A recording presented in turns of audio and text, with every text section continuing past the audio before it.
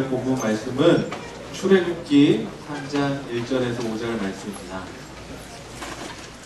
성경책 펴시고 제가 먼저 읽고 교독 읽도록 하겠습니다. 마지막 5절은 함께 읽도록 하겠습니다. 출애굽기 3장 1절에서 5절 말씀입니다.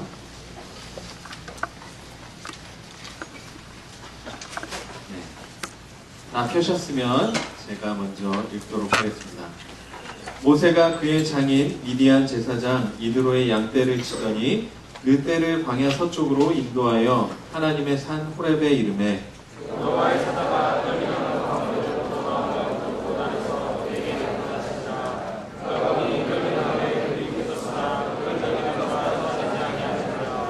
이에 모세가 이르되 내가 돌이켜 가서 이 큰 광경을 보리라. 떨기나무가 어찌하여 타지 아니하는고 하니 그때에 여호와께서 그가 어려고 기름을 먹는 것을 보시니라. 하나님의 떨기나무가 어디서 그를 불러주시되 내가 모세가 하시되 그가 이르되 내가 여기까지니라. 같이 읽겠습니다. 하나님이 이르시되 이리로 가까이 오지 말라. 내가 선 곳은 거룩한 땅이니 내 발에서 신을 벗으라. 아멘. 이 아침에도 하나님의 말씀 받을 수 있도록 인도해 주시는 하나님께 감사하며 또 우리 사랑하는 목사님 또 사랑하고 존경하는 마음을 담아 박수로 이 자리로 환영하도록 하겠습니다. 반갑습니다. 잘 지내셨어요? 네. 수련의 아침은 늘 조금 어려워요, 그죠? 몸이 이 기름칠이 덜 돼 있어가지고 엊그저곶 하는 그런 상황인데, 그래도 오늘 또 말씀 듣겠다고 모여 앉으신 여러분, 하나님이 참 기특하게 여기시고 또 필요한 은혜를 우리 심령 가운데 부어주실 줄 믿습니다. 아멘이십니까? 우리 어제 연습했으니까 한번 해보도록 하십시다. 제가 어떤 질문을 하더라도 여러분의 대답은 한결같아요. 좋습니다. 하실 수 있겠어요?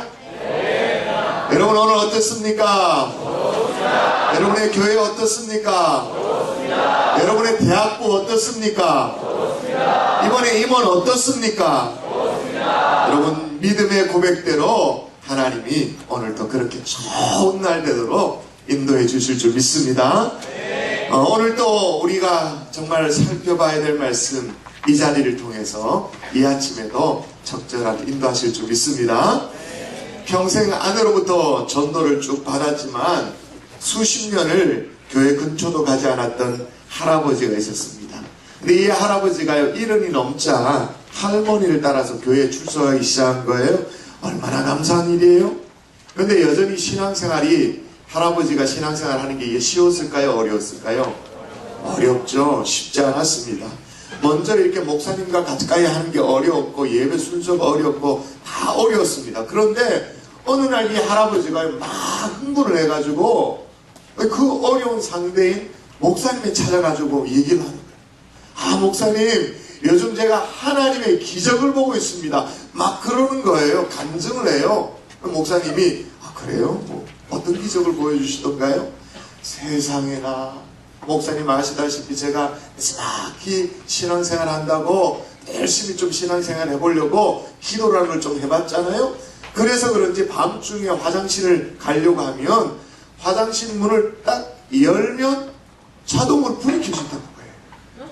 와, 하나님이 어떻게 내 마음을 알고 화장실에 자동으로 불이 켜지도록 그렇게 역사를 일으켜 주시는지 신기하다라는 거예요. 얘기를 듣고 보니까 좀 이상해가지고 목사님이 얘기합니다. 어르신, 화장실에 그 불이 센서 등이 혹시 아니신가요? 여러분 센서 등 알죠? 사람이 감지되어지면 불이 오는 그런 거 아닌가요? 라고 이제 얘기를 했어요. 그랬더니 아니라는 거예요. 목사가 돼가지고는 믿음이 부족해가지고 하나님 기적을 못 믿다니 그러면 쯧쯧쯧 그러고 돌아가 버리는 거예요. 목사님 어쩔 수 없이 그런가 보다 하고 있는데 며칠 후에 그 할머니, 그죠? 할아버지를 좀 더 할머니를 교회에서 우연찮게 또 만나게 되는 거예요. 만난 자리에서 야, 할아버지가 이렇게 저렇게 얘기를 하는데 너무 정말 흥분해가지고 하나님의 기적을 봤다고 얘기했다고 그렇게 얘기했더니 얘기를 곰곰이 다 듣더니 말이에요. 이 할머니가 막 흥분을 하면서 이놈의 영감탱이, 그러니까 그렇지 요즘 어쩐지 냉장고에서 지린내가 진동한다더니 그러는 거예요. 감이 오십니까? 화장실 문을 였는데 불이 켜지더래요. 문을 연 게 뭐예요? 예, 박자가 늦은 지체 기도가 필요합니다. 중보기도 해주세요. 여러분, 기적이 이런 걸까요?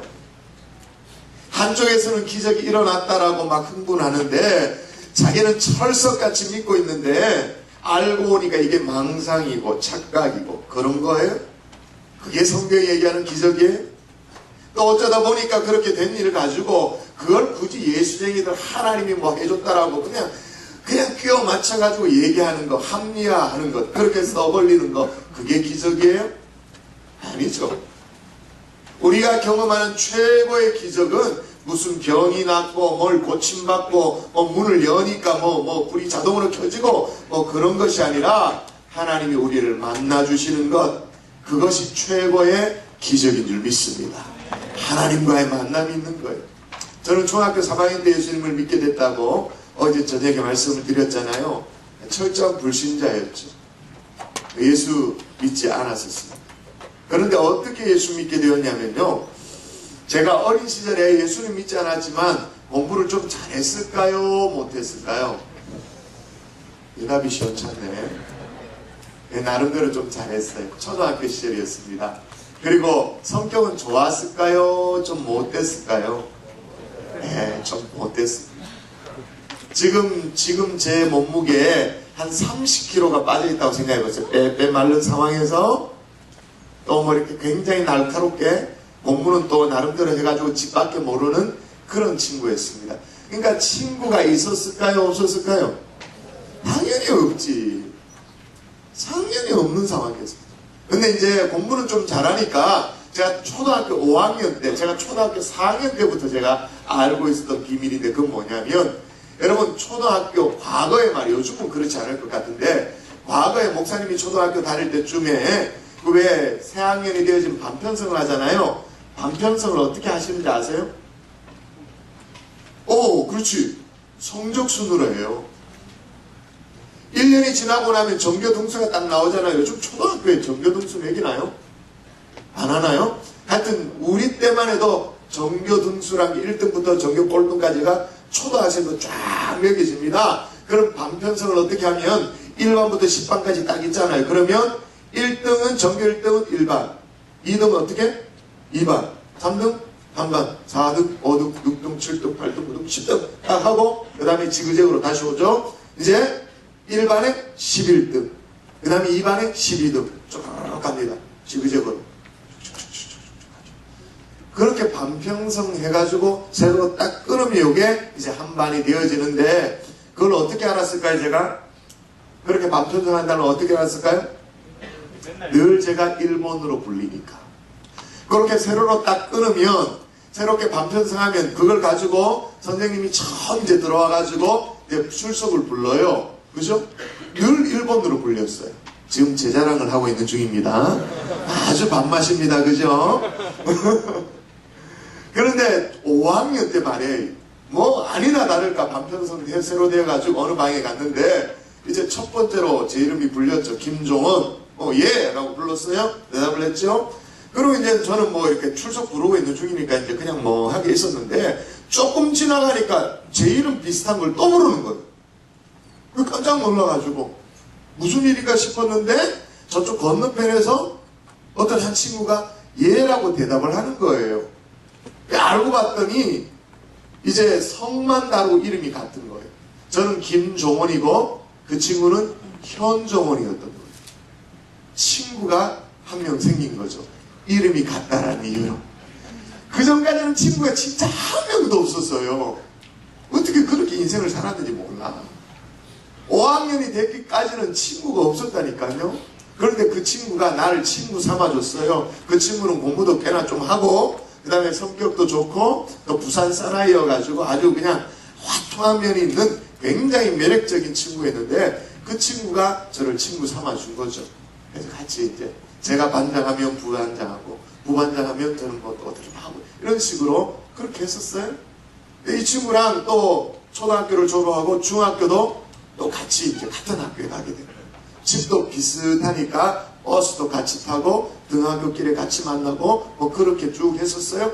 근데 어떤 일이 벌어졌냐면 중학교 3학년, 그러니까 5학년 때 그 친구를 만나고 현종원이를 만나고 중학교 3학년까지 친구가 딱 한 명인 거지. 중학교 3학년 어느 날 말이에요. 중학교 2학년 가을부터 있었어요. 아니, 학교를 가려고 버스를 타고 이렇게 하면 이렇게 같이 옆에 있으면 이 친구가 어느 날 갑자기 교회 가자는 얘기를 꺼내요. 굉장히 기분 나쁘더라고요. 그러지, 그런 얘기 하지 마라. 또 교회 가자라는 게, 교회 가면 뭐 여자친구들도 만날 수 있고, 또 둘 다 음치였거든요. 저도 음치고, 그 친구도 음치고. 그래서 이제 음악 이렇게 성적 올라갈 수 있고, 뭐 그러면서 늘 저를 꼬시는 거예요. 그래서, 하지 마. 또 하는 거예요. 하지 마. 너 또 이런 식으로 날 또 이렇게 뭐 어떻게 하면, 나 너랑 안 사귄다? 그렇게 얘기했어요. 친구가 한 명밖에 없는 주제에. 정색을 하면 무슨 그런 얘기를 하냐고. 지금 뭐 달나라를 왔다 갔다 하는 무슨 귀신 신을 까먹는 얘기하고 뭐 신이 있고 뭐 하나님 있고 무슨 그런 소리 하냐고. 제가 오히려 전도하는 그 친구에게 오히려 진정하라고, 정신 차리라고 그렇게 했던 친구였어요. 그랬는데 중학교 3학년, 그러니까 그 연도가 어떻게 되나? 85년도에 석가탄신이 있었어요. 잃어버지라. 그날 나도 알고 그 친구도 아는 제3의 반 클래스메이트가 있었어요. 그 친구가 저희 집에 전화가 왔어요. 전화를 받았습니다. 받았는데 하는 얘기가 정말 딱 한 줄이었어요. 종원아, 저를 불렀어요. 종원아, 종원이가 죽었다. 종원아, 종원이가 죽었다. 자, 뭐라고 대답했을까요? 그래, 내일 봐. 안녕. 전화 끊었어. 왜 그렇게 끊었냐면 저는 그 당시만 해도 진짜 누군가가 죽었다라는 게, 죽는다라는 게 뭔지를 몰랐어요. 그래서 종원아, 종원이가 죽었어. 뭔지를 몰라가지고, 그래. 그날 공휴일이니까 석가탄신일. 내일 학교에서 봐. 그리고 전화를 끊었어.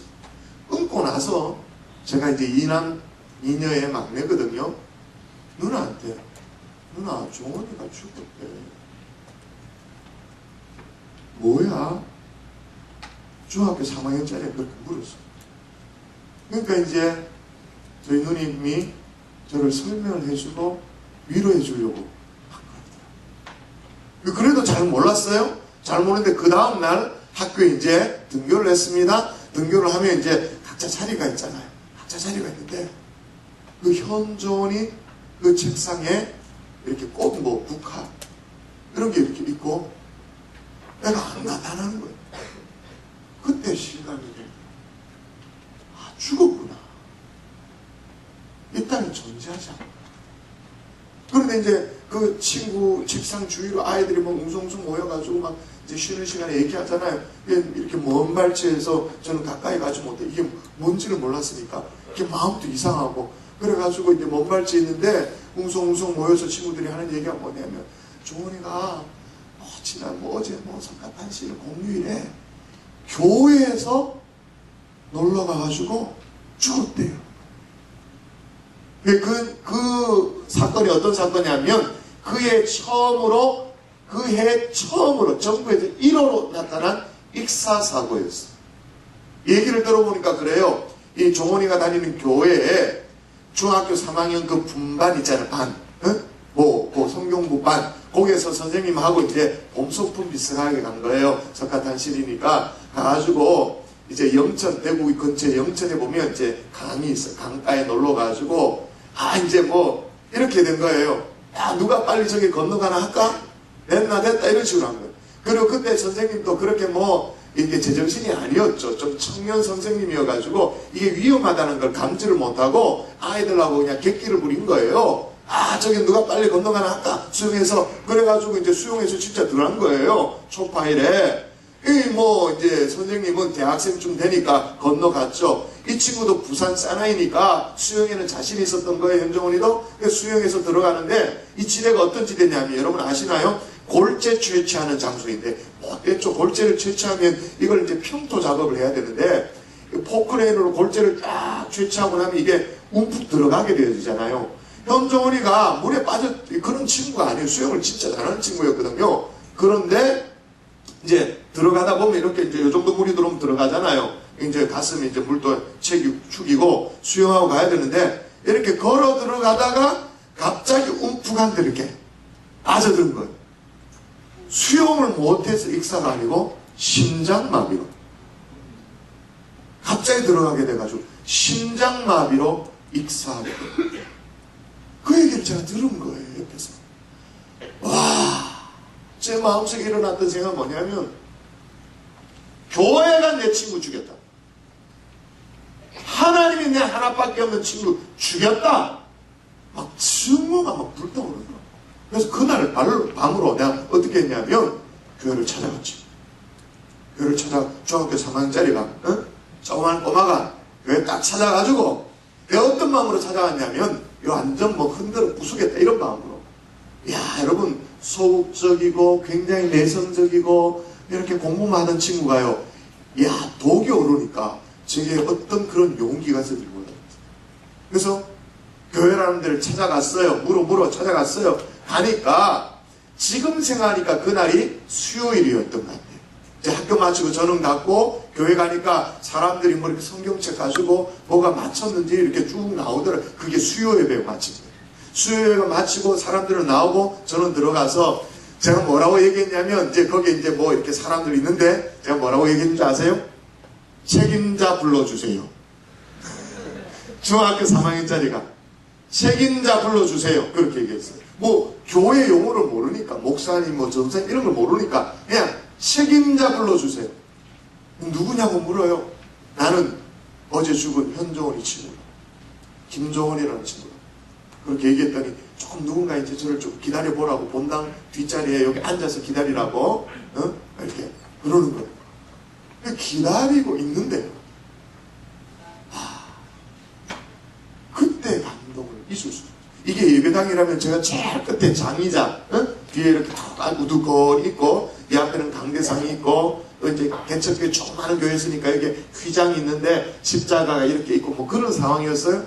근데 기다리는 시간이 한 5분 됐을까? 10분 됐을까? 소위 말하는 책임자 나오는 시간이 우두커니 앉아서 기다리는데 와 하나님의 감동하심이 이런 것이라는 걸 늘 설명할 때마다 제가 그때 기억을 떠올리면서 설명 이렇게 막 밀물처럼 밀려드는데 제 가슴 하나님의 평강이라고 표현할 수밖에 없는 그런 마음들이 밀려들어오는 거예요.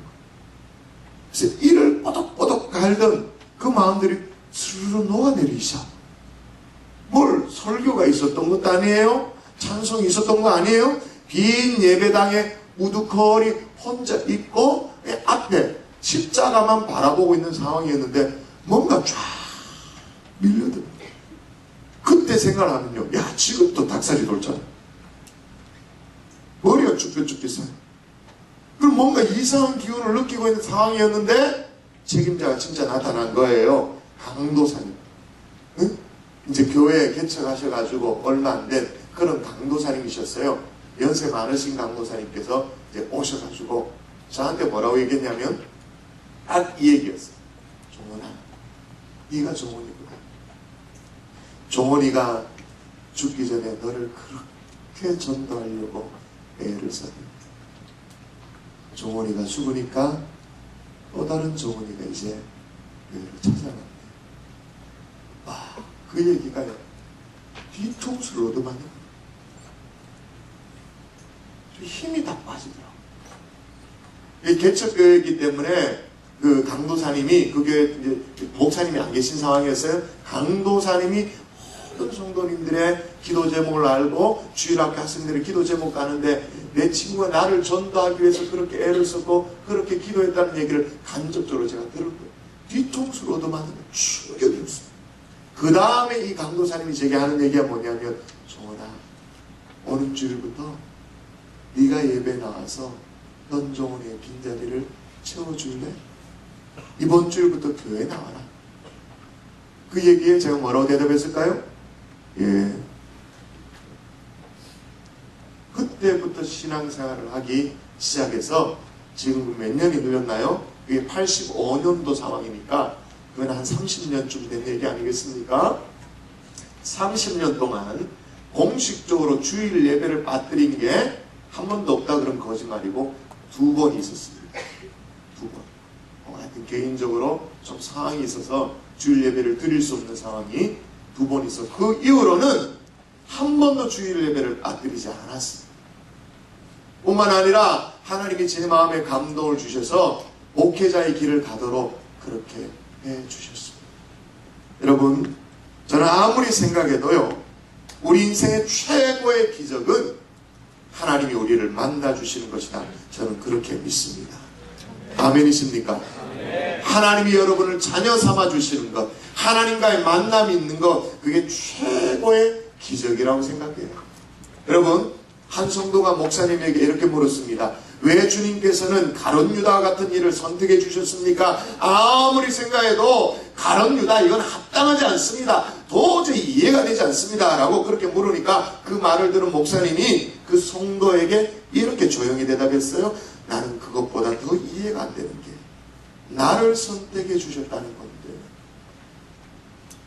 가룟 유다 이해 안 된다라는 그 질문 앞에 목사님의 대답은 뭐냐면, 나는 그것보다 더 이해되지 않는 게 나를 주님이 불러주셨다라는 것인데 당신은 이해가 돼요. 최고의 기적 중의 기적은 하나님이 우리를 만나서 아들 삼아주시고 자녀 삼아주신 것, 최고의 기적인 줄 믿습니다. 오늘 여러분이 읽은 이 성경에 보면요, 하나님을 만나주셔서 그 인생의 역전을 경험한 사람이 나와요. 새로운 인생을 산 사람이 나와요. 그 사람이 누구냐면 모세라는 사람이죠. 우리가 잘 아는 모세는요, 120년을 살았습니다.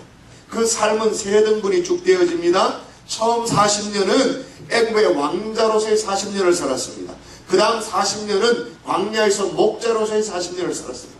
마지막 40년은 이스라엘을 지도하는 이스라엘의 지도자로 40년을 살게 되었습니다. 그런데 마지막 그 40년을 살게 되는 계기가 뭐였냐면 하나님이 만나주심으로.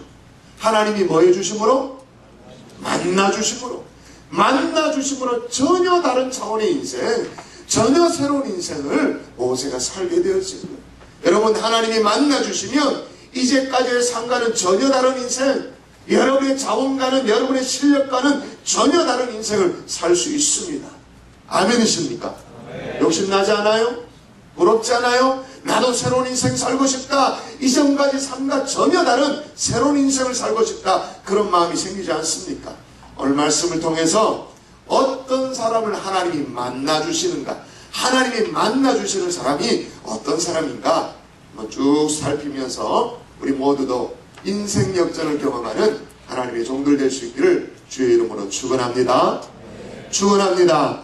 자, 어떤 사람 하나님 만나주시는가? 따라합니다. 일상의 삶에 최선을 다하는 사람. 뭘 다하는 사람? 최선을 다하는 사람. 모세의 일생일 때 대전환이 일어난 사건이 오늘 본문에 이 떨기나무 불꽃 사건을 통해서 일어나기 시작했습니다. 사실 모세의 인생 전체를 돌아보면요, 이건 뭐 순간순간이 다 드라마죠. 그죠? 아시는 분 있으세요? 아, 맞아. 아까 손들어라 그러니까 중간에 예수 믿게 된 분들은 뭐 30%도 안 되니까 다 주일학교 출신이잖아요. 싹 다 주일학교, 명문 주일학교를 출신이시니까 대답할 수 있을 거예요. 모세 태어나자마자 어떻게 되어졌습니까? 바로의 영 때문에 어머니가 숨겨서 키울 수밖에 없었습니다. 숨겨서 어쩔 수 없이. 태어날 때부터 기구한 인생이었죠. 여기부터가 이제 드라마가 시작되어지는 거예요. 그런데 더 이상 바로의 명령 때문에 숨길 수가 없으니까 어머니가 어떻게 해요? 모세를 어떻게 합니까? 나일 강변에, 그죠? 박스에 넣어가지고 그냥 떠내려 보내주죠. 근데 이게 이제 떠내려 가다가 누구의 눈에 띄게 되어졌어요? 바로의 공주의. 주일학교도 다 배웠잖아요. 바로의 공주의 눈에 띄어져 가지고 공주가 건져내고는 이제 공주의 아들로 이제 자라나게 되었습니다. 여러분, 이건 뭐예요 지금? 드라마 주제이지. 드라마 단골 주제 뭐예요? 출생의 비밀. 그잖아요. 거기다가 이제 다 자라고 난 이후에 이스라엘 백성들, 동족들이 학대를 받는 장면을 보고 분을 못 참고 막 욱해가지고 애굽 사람을 때려 죽여버립니다. 그리고 어쩔 수 없이 바로의 얼굴을 피해가지고 미디안 땅에 광야에 숨어들어 살 수밖에 없는 양치는 목자 신세가 되었잖아요. 여러분, 이거는 드라마 공화국이라고 말할 수 있는 대한민국의 어떤 드라마, 어떤 방송사에도 어떤 작가도 내놓기 어려운 정말 드라마틱한 각본이죠. 그런데 그의 일생 가운데 가장 드라마틱한 현장이 오늘 본문이에요. 이 떨기나무 불꽃 사건, 가시떨기나무 사건. 왜냐하면 하나님이 만나주셨거든요. 여러분 2절을 보십시다. 여러분 다시 한번 성경 가보십시다.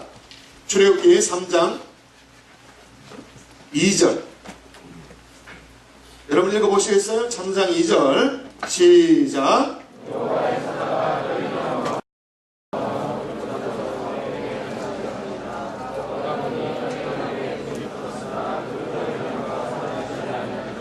아멘.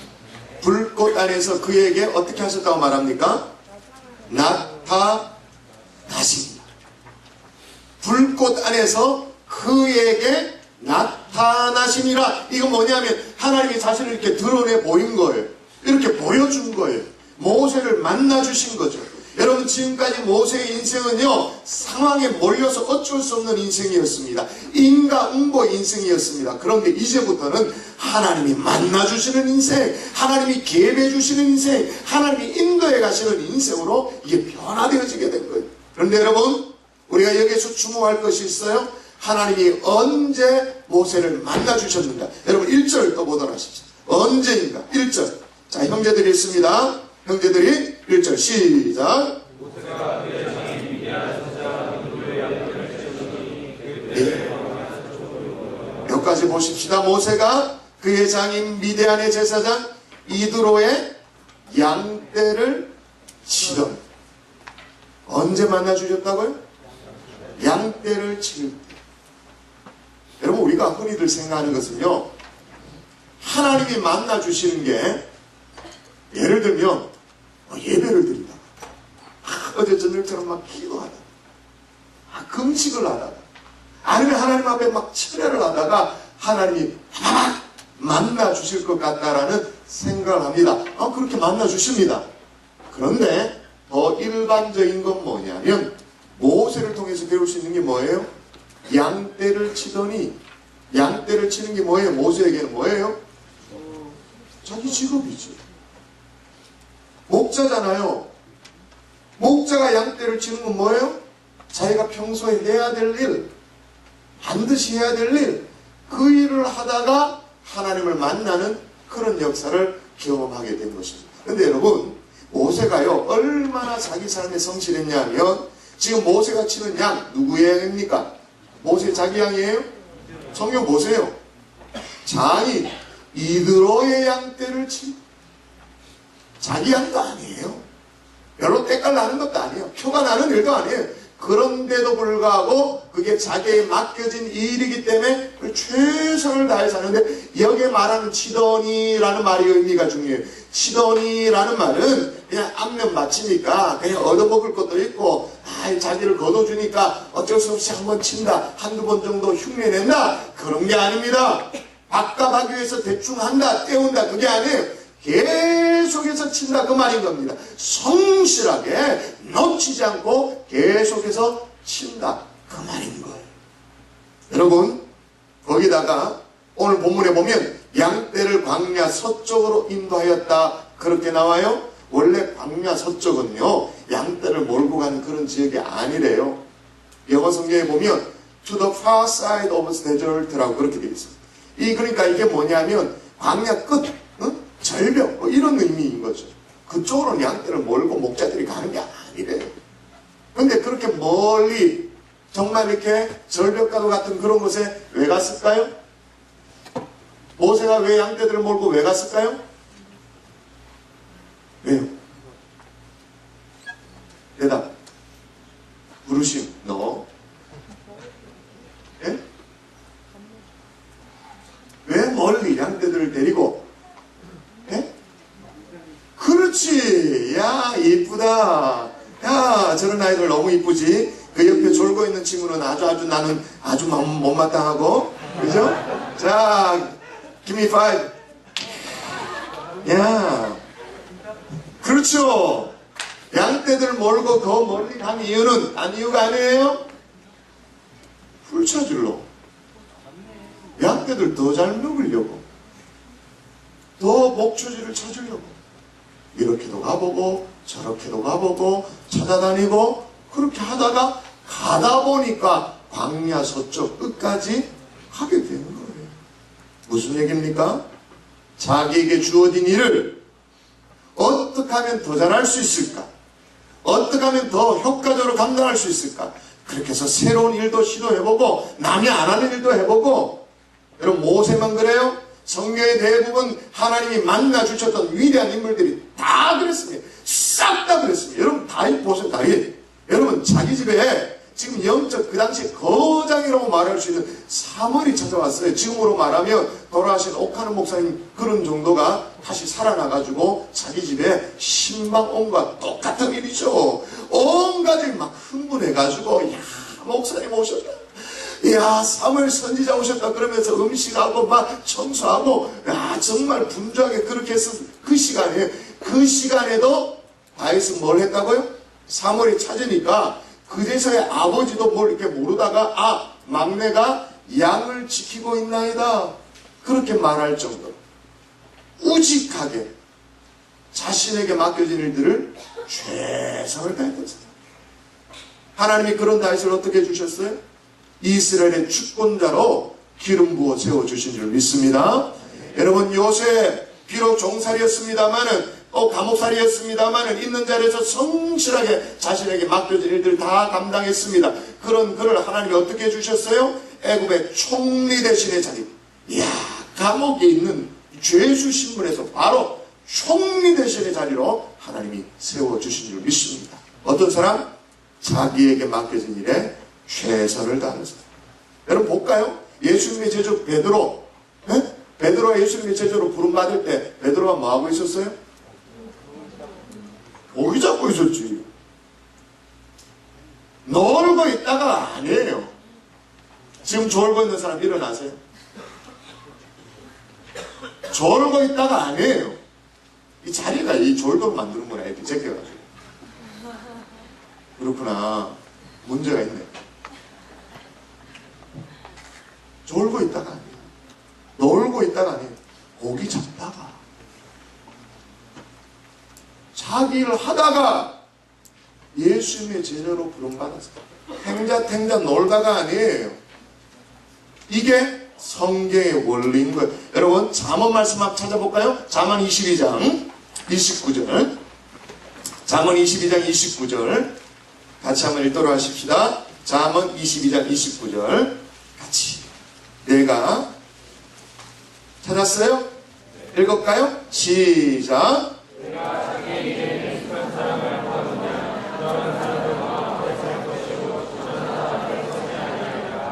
아멘. 내가 자기의 일에 어떤 사람? 어떤 사람? 능숙한 사람. 근데 이게 다른 번역으로 말하면 근실한 사람, 성실한 사람으로 번역이 되어 있습니다. 그런 사람을 보았느냐? 이러한 사람은 왕 앞에 설 것이요 천한 자 앞에 서지 아니하리라. 그렇게 말하고 있습니다.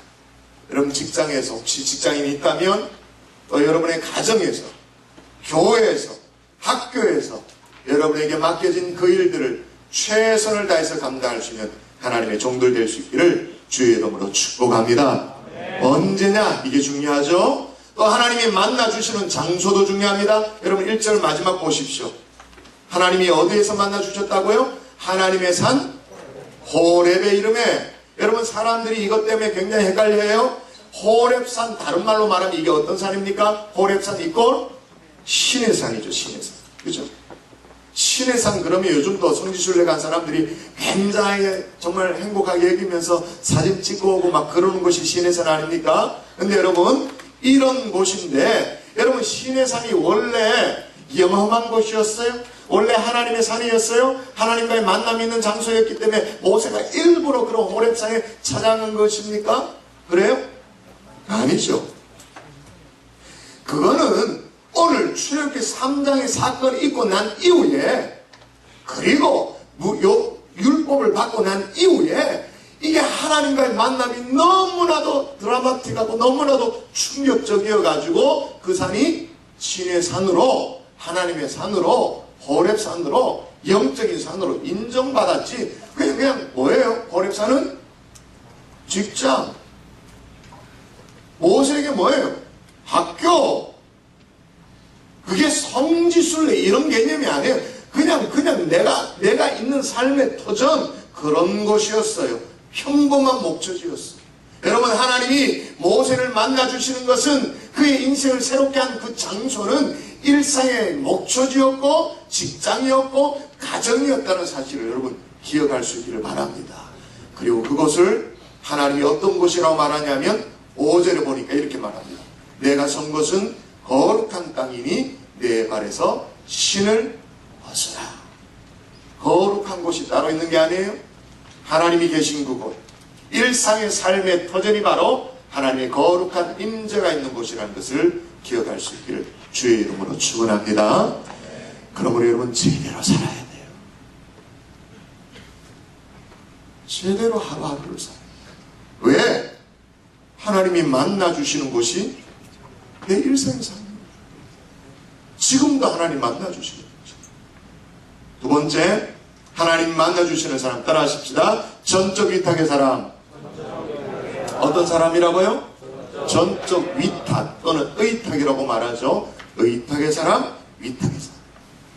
딸기나무 불꽃 사건으로 하나님이 그를 만나주셨습니다. 10절에 보니까 엄청난 사명을 주세요. 여러분 10절 가볼까요? 2장 10절, 3장 10절 한번 또 읽도록 하십시다. 뭐라고 말하는지 시작.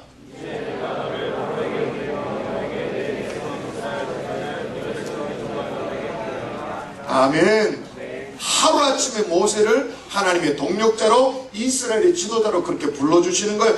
정말 가슴 설레는 일이죠. 워낙 험난한 인생을 살아왔기 때문에. 그렇지만 모세가 이게 덥석 이게 받아들여지지가 않는 거예요. 가슴 설레는 일이지만 이게 머뭇머뭇거려질 수밖에 없는 그런 상황이었습니다. 그래서 4장 1절에 보면 이렇게 대답합니다. 모세가 대답하여 이르되 그러나 그들이 나를 믿지 아니하며 내 말을 듣지 아니하고 이러기를 여호와께서 내게 나타나지 아니하셨다 하리라. 이런 모세에게 말이에요. 2절에 하나님이 네 손에 있는 것이 무엇이냐 그렇게 물어요.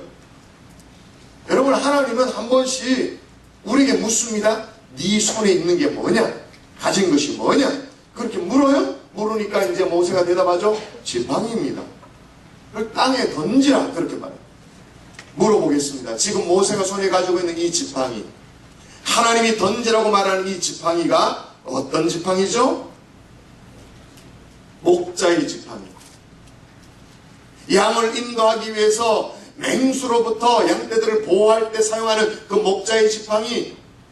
그러니까 일종의 목자의 생계수단.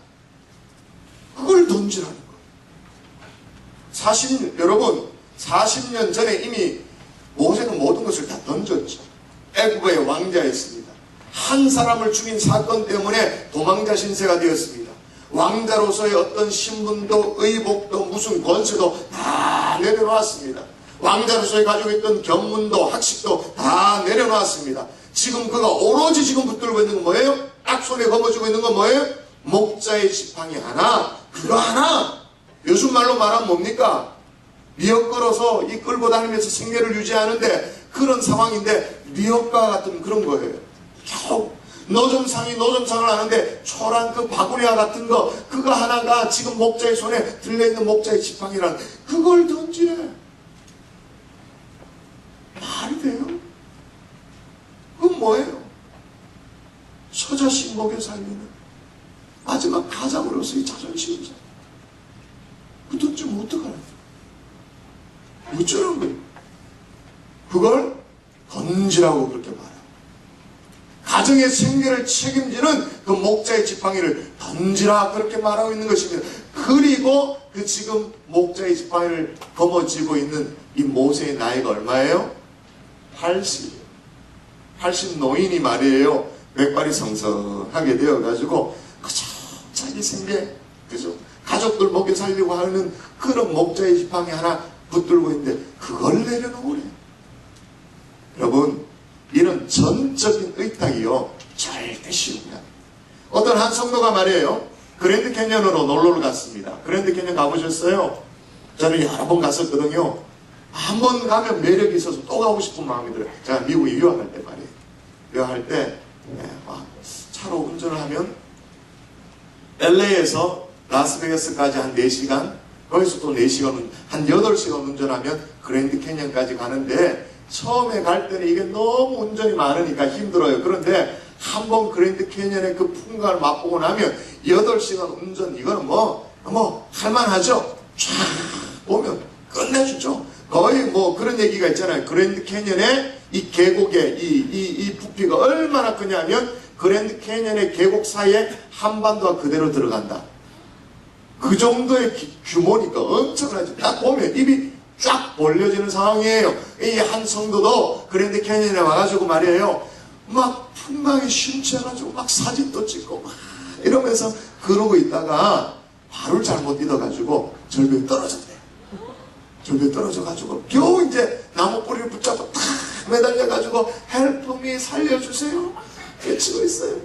외치는데 위에서 음성이 들리는 거예요. 네 손을 놔라. 그럼 누구신데 손을 놔라고 합니까? 저는 이거 지금 놓으면 큰일 납니다. 죽습니다. 그러니까 네가 믿는 예수니라.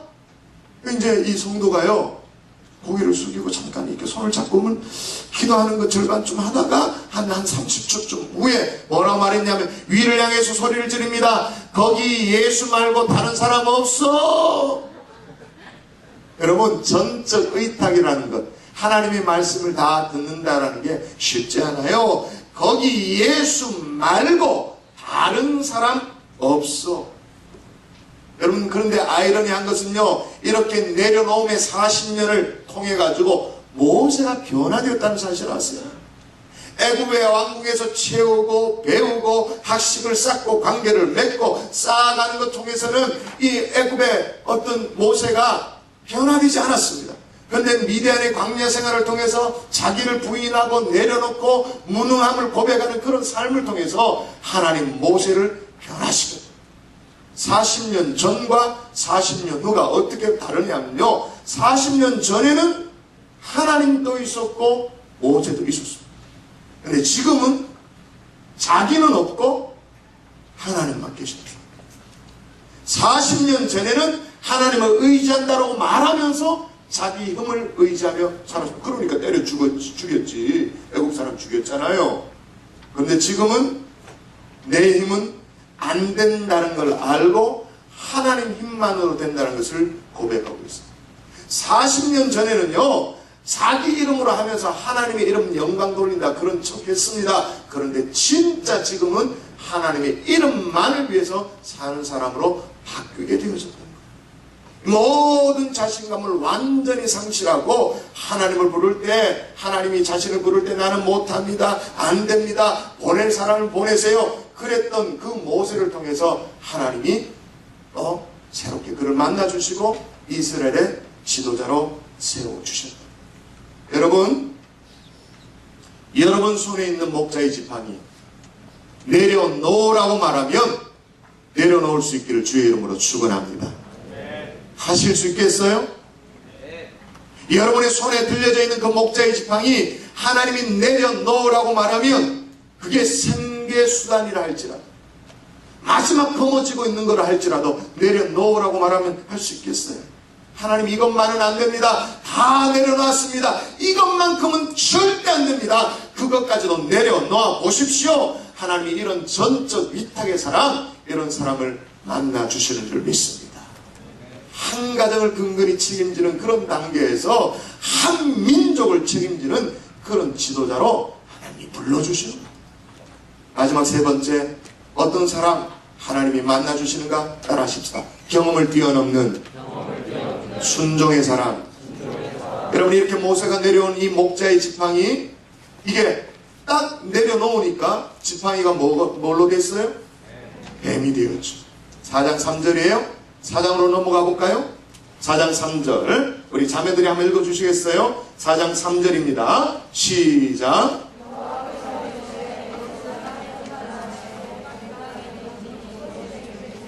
아멘. 그런데 하나님이 다시 그 뱀을 잡으라고 말씀하셨어요. 근데 이상한 것은 뭐냐면 4절에 보니 이렇게 말합니다. 어디를 잡으라고 말하냐면 여호와께서 모세에게 이르시되 내 손을 내밀어 그 뭐를 잡으라? 여러분 눈으로 확인하세요. 성경을 가지고 딴 빗줄도 긋고 동그라미도 주세요. 머리를 잡으라? 이게 말이 안 된다는 게요. 뱀은 꼬리를 잡는 것이 아니죠. 꼬리를 잡으면 큰일 나요. 저는 경북대 생물학과를 나왔다고 얘기했잖아요. 생물학과를 나왔기 때문에 생물학과 1학년 딱 입학을 하니까요. 토요일 날 또 수업이 있더라고요. 죽겠는 거 있죠. 토요일 날 뭐 어떤 수업이 딱 자리 잡히냐면 1학기, 2학기, 공이 뭐가 잡히냐면 야외 실습이 잡히는 거예요. 근데 이게 1학점짜리야. 근데 토요일 날 야외 실습을 몇 시간 하냐면 4시간을 해. 토요일 날 그것도 4시간 하면 4학점 돼야잖아요. 근데 학점은 1학점짜리야. 그러면 이게 어떻게 되냐면 어디 무슨 들판 어디 산 이런데 집합 그럼 거리로 찾아가야 돼. 버스 타고 찾아가서 그때부터 오전 내도록 쫙 수업을 하고 나면 계산 채집하고 이런 거 그죠? 관찰하고 이런 걸 했었어요. 야 진짜 싫대. 그런데 이제 산소로 들어가고 숲소로 들어가면 교수도 안 오는 수업이 꼭 조교가 오는 수업인데 실습이니까 조교가 와가지고는 하는 얘기가 뭐냐면 뱀을 만날 수 있다. 이제 그때가 이제 3월달이고 4월달이고 하니까 동면을 깨고 나온 뱀을 만날 수 있으니까 지금도 기억나요. 정말 신신당부시키더라고요. 정말 주의를 주는데 뱀을 만나면 절대 꼬리 잡으면 안 된다. 그러면서 옆에 있는 나무까지 이렇게 꺾더니 이렇게 만들어라는 거예요. Y자. 이렇게 Y자 된 막대기를 가지고 어떻게 합니까?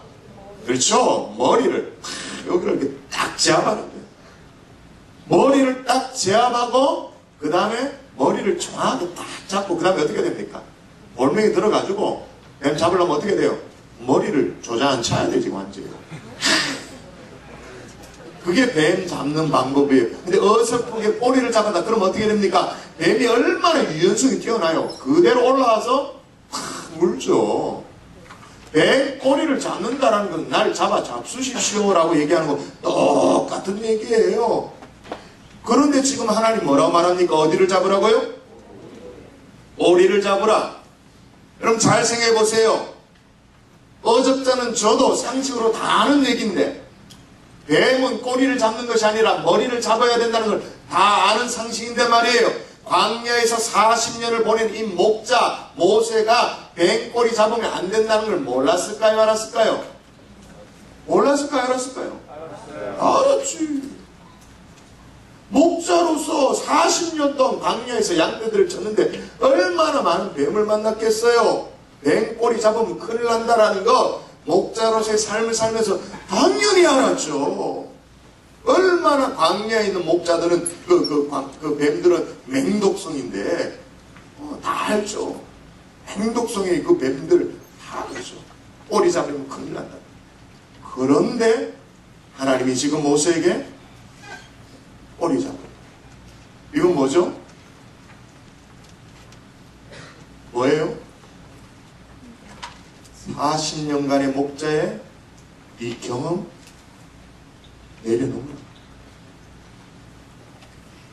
40년 동안의 이 상식 그거 내려놓으라 그 말. 그거 가져와서 내게 얘기하지 말라 그 말. 근데 이런 말도 안 되는 요구 앞에 정말로 이 모세가요 상식을 뛰어넘은 자기의 40년의 경험을 뛰어넘어 가지고 순종을 합니다. 머리를 잡아요. 머리를 잡았더니 어떻게 됐는지 여러분 두 눈으로 똑똑히 확인해야 돼요. 여러분 4장 4절이에요. 같이 한번 다시 읽도록 하십시다. 4장 4절 여호와께서 시작.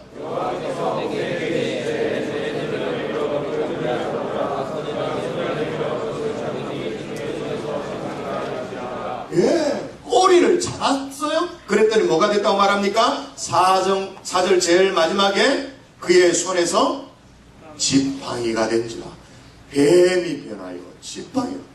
자, 지팡이 던지라 그러니까 뱀이 되었습니다. 뱀 꼬리 잡으라 그러니까 이제 잡았더니 다시 지팡이로 되어서 돌아왔어요. 여러분 이렇게 지팡이로 돌아왔는데 여러분 성경을 잘 보셔야 돼요. 여러분 모범생이니까 성경책 다 있더라고요. 잘 보세요. 제가 질문합니다.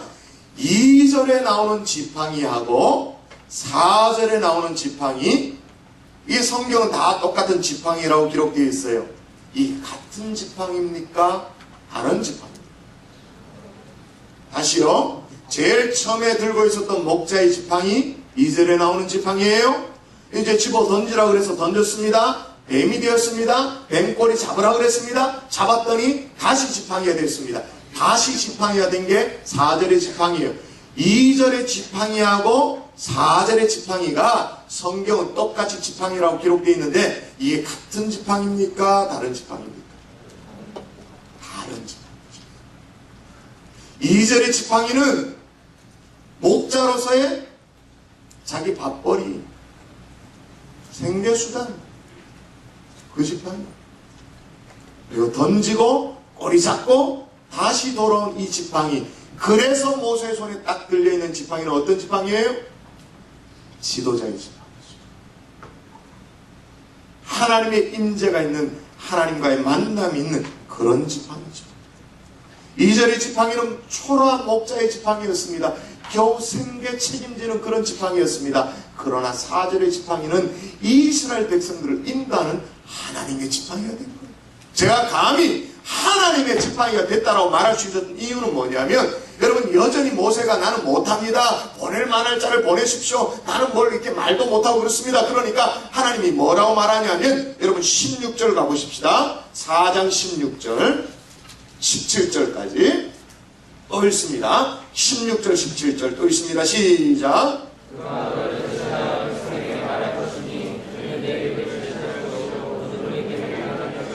17절 같이 박자 맞춰서 17절 시작. 너는 이 지팡이를 손에 잡고 이것으로 이적을 행할지니라. 뭐를 손에 잡고? 지팡이를 손에 잡고 이걸 잡고 너는 양떼 쳐라가 아닙니다. 똥쳐라 그게 아닙니다. 뭘 하고? 이적을 행할지니라. 하나님의 지팡이가 되었죠. 할렐루야. 이때부터 이제 모세는 본격적인 사역이 시작되어져요. 그리고 성경에 뭐라고 기록되는지 또 보십시다. 4장 20절 보십시오.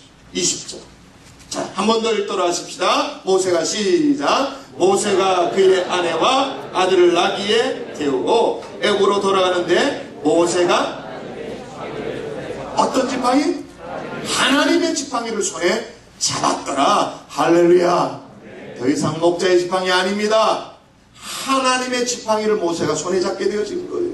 여러분 지금 이 모세의 손에 들려있는 이 지팡이가 어떤 일들을 했습니까? 이 지팡이를 가지고 애굽에 10가지 재앙을 내렸습니다. 거두기도 했습니다. 그리고 이 지팡이를 들어서 홍해를 가르기도 했습니다. 그리고 이 지팡이로 반석을 쳐서 샘물을 터뜨리기도 했습니다. 이 지팡이로 아말렉과의 전쟁에서 두 손을 들고 기도했더니 여호와 니시 승리의 깃발을 꽂도록 하나님께서 허락해 주신 그 지팡이.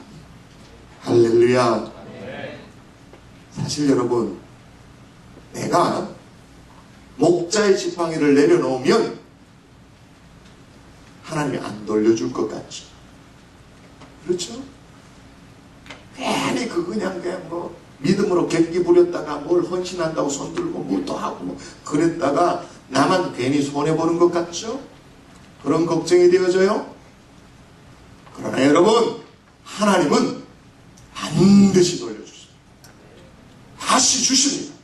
다시 주실 때는요, 그때 내 손에 들려져 있는 지팡이는 초라한 그 목자의 지팡이가 아니에요. 하나님의 지팡이로 다시 변화시켜서 우리 손에 들려주시는 거예요. 이런 전적 의탁의 삶, 헌신의 삶, 살 수 있기를 주의 이름으로 축원합니다. 축원합니다.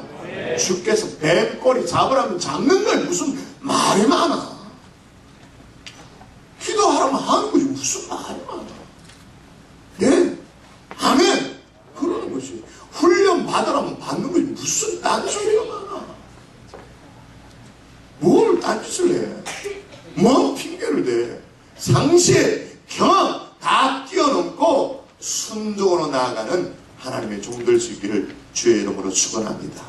순종 안 하면 여러분의 손에 있는 건 뭐라고요? 목자의 지팡이. 아주 그 꼴랑 초라한 자기 자식들을 겨우 먹여 살리는. 근데 순종했더니 40년의 자기 상식을 뛰어넘고 순종했더니 뭐라고요? 하나님의 지팡이. 이런 대박이 어디 있겠어요? 여러분의 순종으로 말미암아 이런 대박을 누릴 수 있기를 주의 이름으로 축원합니다. 말씀의 결론을 맺겠습니다. 저는 누구든지 어떤 형편이든지 하나님이 만나주시는 인생은 그 전의 인생이 어떠하든 상관없이 인생의 전성기를 맞이한다고 저는 그렇게 믿습니다. 인생 역전의 주역이 될 수 있다고 저는 그렇게 믿습니다. 오늘 설교를 들으면서 모세니까 그랬지 그런 분들이 계실 수 있어요. 모세니까 그랬지. 여러분 모세니까 그랬지. 정말 볼까요?